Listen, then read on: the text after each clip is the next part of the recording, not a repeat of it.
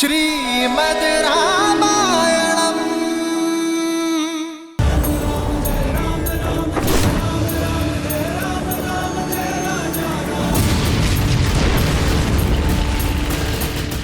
वानर वीरों,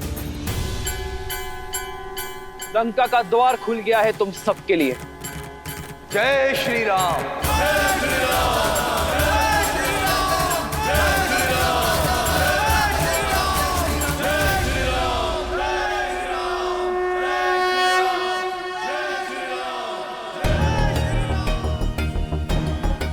ये अकस्मात श्री राम की जय जयकार धीमी क्यों पड़ गई?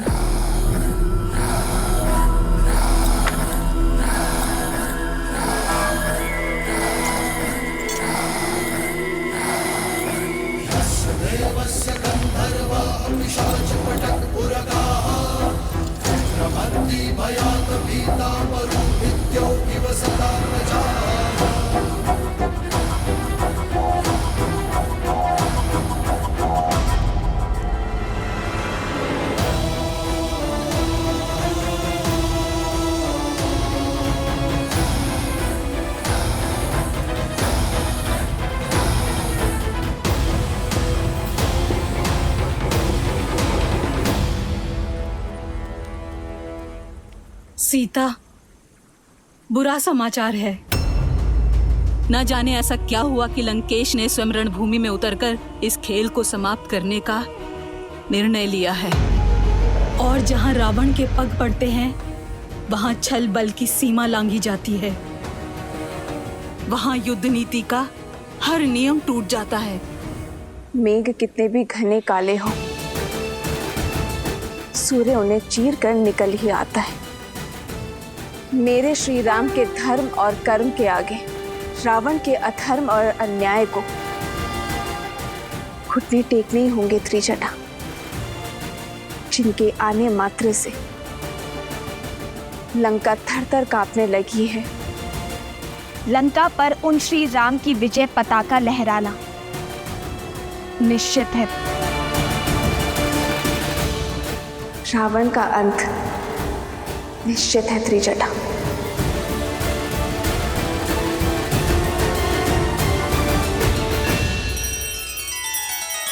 श्री रामचंद्र कृपालु भजु मन हरण भव भय दारुणम। नव कंज लोचन कंज मुख कर कंज पद कंजारुणम।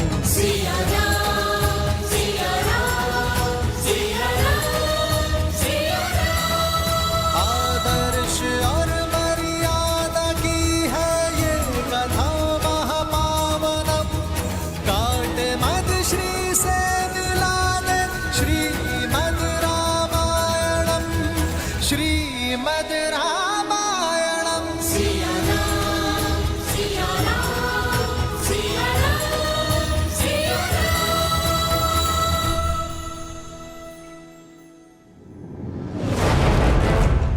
राम यहाँ उत्तर की ओर है।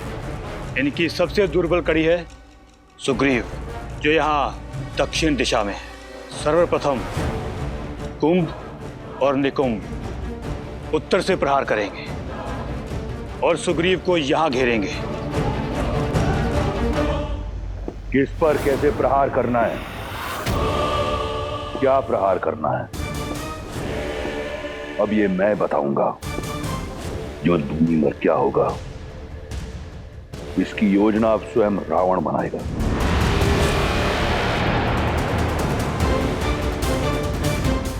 यहां उत्तर में राम और लक्ष्मण हैं।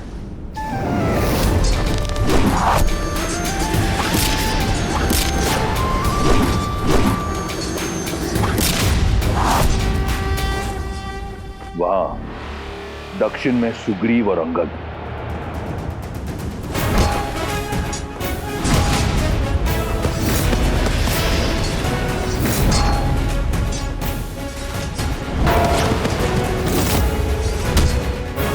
जय श्री राम।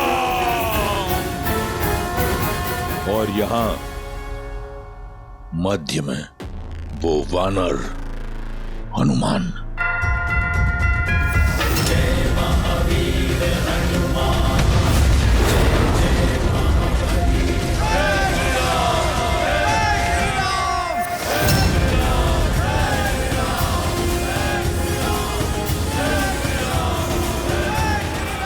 जब शत्रु रणभूमि में प्रबल हो तो उसे दुर्बल करने का सबसे अच्छा उपाय है उसके मुखिया पर वार करना। कुंभ, निकुंभ और अकंपन, तुम उत्तर में राम पर आक्रमण करोगे, उसे घेरोगे और उसे युद्ध में व्यस्त रखोगे। स्मरण रहे, केवल व्यस्त रखोगे। लक्ष्मण भी उसके साथ वहां व्यस्त रहेगा। महोदर और कंपन, तुम दक्षिण में सुग्रीव और अंगद की सेना पर आक्रमण करोगे और उन्हें छिन्न भिन्न करोगे। रास्त, तुम अपनी टुकड़ी के साथ पूर्व से आक्रमण करके सेना को उलझाकर रखोगे।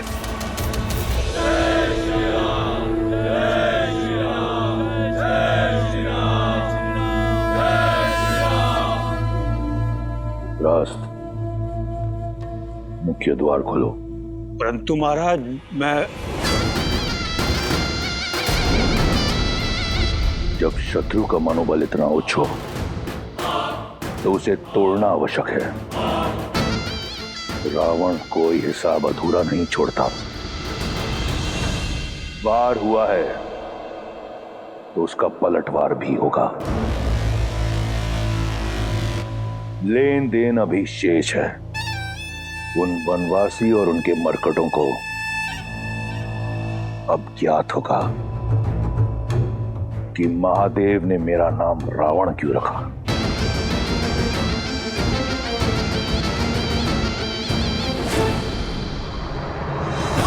राम कहो जय श्री राम, दशरथ नंदन राजा राम। राम नाम भजते हनुमान, अवध बिहारी राजा राम। ओहो ओहो, पग पड़ते श्री राम के जहाँ, शौर्य लालिमा छा जाती। राम नाम का गूंजे गान तो मन में शक्ति भर जाती। ओहो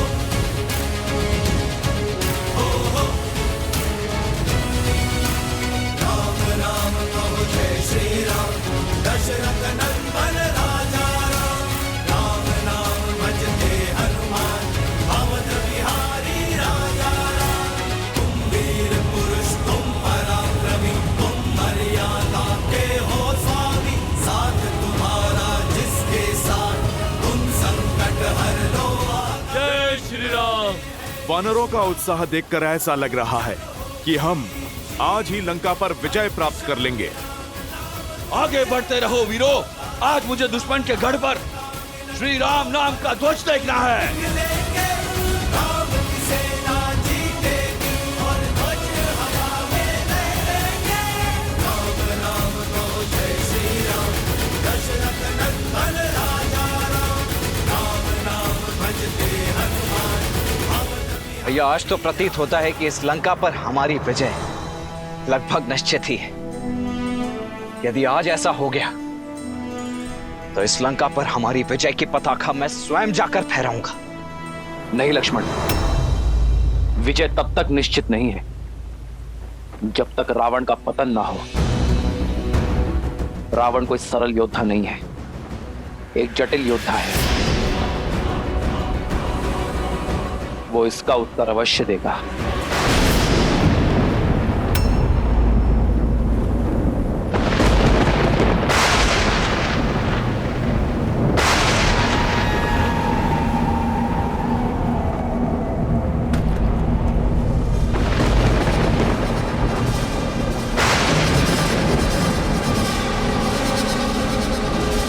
अपने स्थान पर टिके रहो साथियों, कोई भी एक कदम भी पीछे नहीं हटेगा।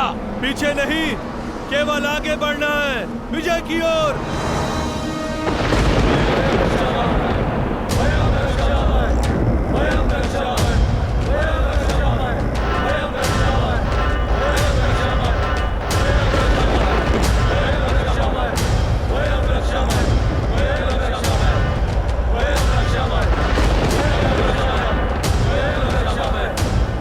ये ध्वनि और धूल की ये आंधी अवश्य ही किसी नए व्यूह की रचना की तैयारी लगती है भैया। हाँ लक्ष्मण, हमें सतर्क रहना होगा कि केवल धूल की आंधी नहीं, इस धूल की आड़ में रावण की सेना प्रहार अवश्य करेगी। तो हम भी चुप नहीं बैठेंगे भैया, प्रतिकार तो अवश्य करेंगे। अंत में विजय हमारी होगी। इतनी सरलता से नहीं लक्ष्मण, क्योंकि सामने शत्रु बड़ा है।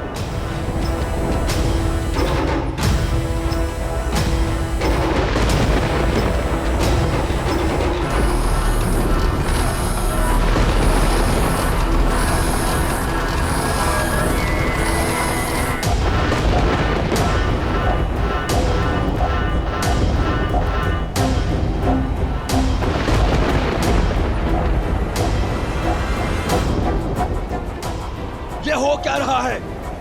राक्षस सेना वानर सेना को मार क्यों दे रही है? रोक क्यों नहीं रही है? मार्ग तो दे रहे हैं, किंतु वानरों को नहीं।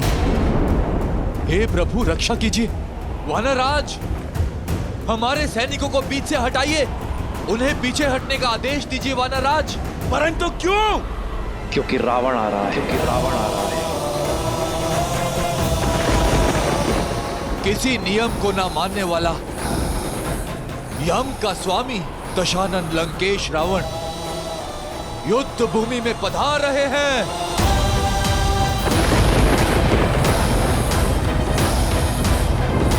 वानरराज, सेना को पीछे हटने का आदेश दीजिए वानरराज।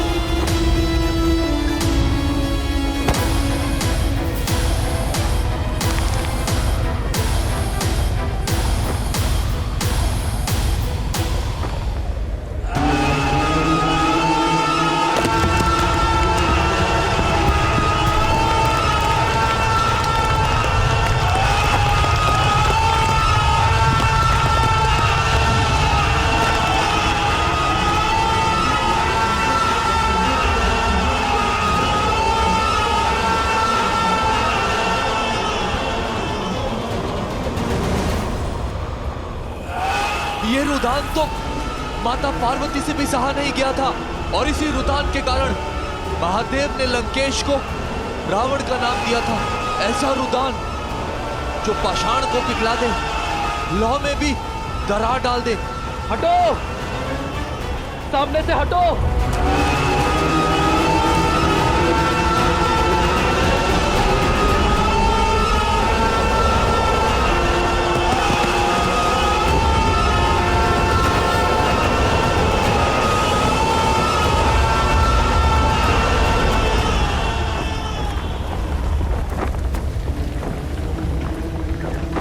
प्रभु आज्ञा दीजिए।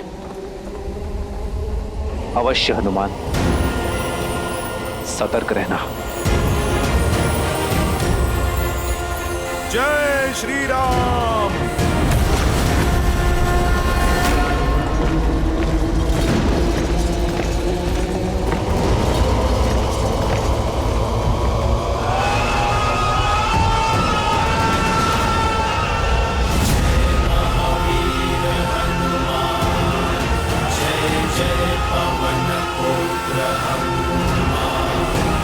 बजरंग बली हनुमान, जय जय महावीर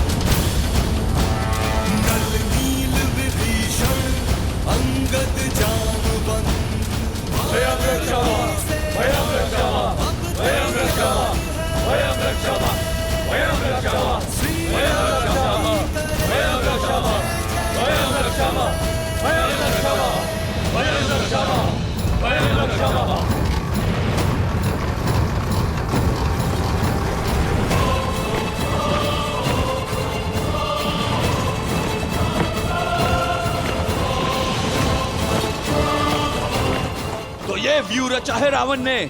केवल ये नहीं महाराज, वहां देखिए।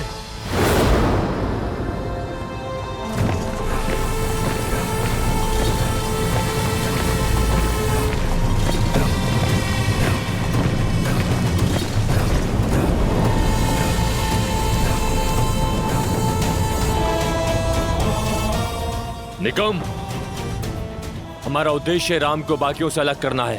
हाँ, उसके भाई लक्ष्मण को राम से दूर ले जाते हैं और उसके बाद इस लक्ष्मण से मैं निपटूंगा।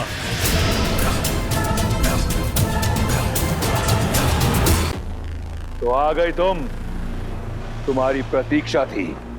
युद्ध का पहला दिन है और रावण रुदान कर रहे हैं। कारण जानने की उत्सुकता खींच लाई। उत्सुकता नहीं, तुम्हारी मृत्यु तुम्हें यहां खींच लाई है। उद्दंड वानर, मेरा ये रुदान तुम्हें यहां खींच लाने के लिए ही था। मेरी युक्ति सफल हुई। अरे, इतना प्रेम उमड़ आया मुझ पर। लंकेश, मैंने तो तुम्हारी लंका जलाई है। वैसे हर बार अनुचित स्थान पर तुम जाते हो। पहले तुम अंगद के पांव में गिरे और अब तुम मुझसे भेंट करने चले आए। लंकेश, तुम अपना लक्ष्य सुधारो। तुम प्रभु श्री राम से भेंट करो, उनके पैर पड़ो। उससे भी मिलूंगा, परंतु पहले तुमसे मिलना आवश्यक था। बिन बुलाए तुम मेरी लंका में आए। लंका की मर्यादा का सम्मान रखते हुए मैंने तुम्हारे प्राण छोड़ दिए। आज तुम एक बार फिर लौटे हो और तुमने मेरे इंद्रजीत को मूर्छित कर दिया। आज तुम्हारे समक्ष लंका का राजा नहीं, एक पिता खड़ा है और तुम्हारे हर वार का उत्तर देने को सच है। आज यहां तुम्हारा संहार होगा वानर, और उस वनवासी को आभास होगा कि लंका की ओर आंख उठाकर देखने वाले की क्या स्थिति होती है।